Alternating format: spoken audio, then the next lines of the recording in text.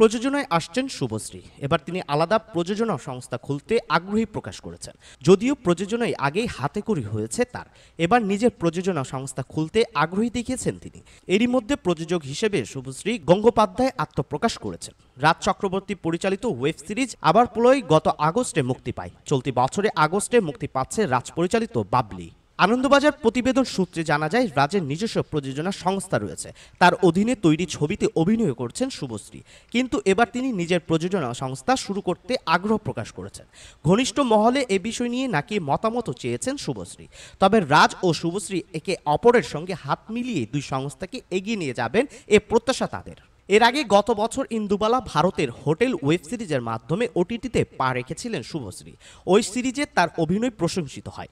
ইন্ডাস্ট্রির একটি সূত্রের দাবি, কেরিয়ারের এই পর্যায়ে নিজেকে নতুনভাবে আবিষ্কার করতে চাইছেন শুভশ্রী। এমনিতে এখন তিনি বেছে বেছে ছবি করেন। এবার অভিনয়ের পাশাপাশি প্রযোজক হিসেবেও তিনি পায়ের নিচের মাটি শক্ত করতে চান।